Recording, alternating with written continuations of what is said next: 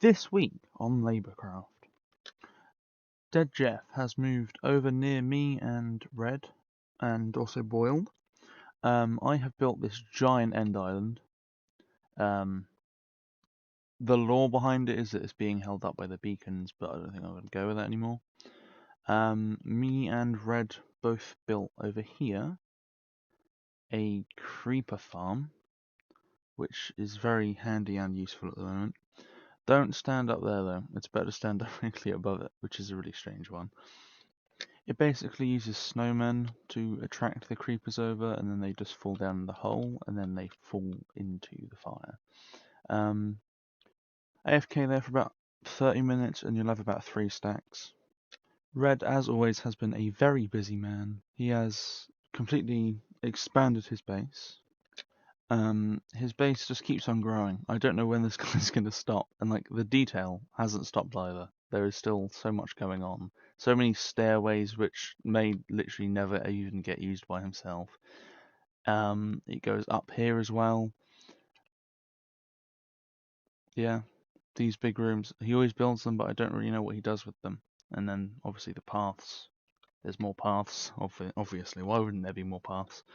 And Boiled, as always, still just lives in a cave without a proper base.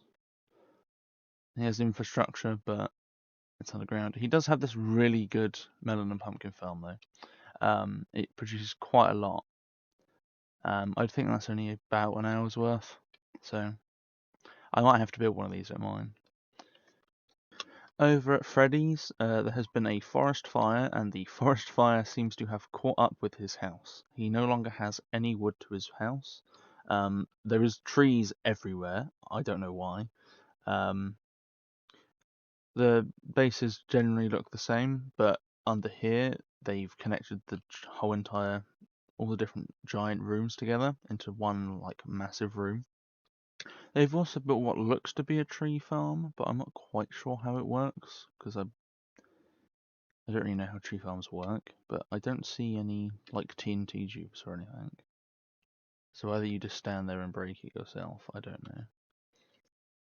They've also got a really nice enchanting area. It looks quite nice. They've even put flower pots down, and the building's generally well decorated. They've got some sort of basic little farms, like going with animals over there, and they've got some horses just tucked away in here.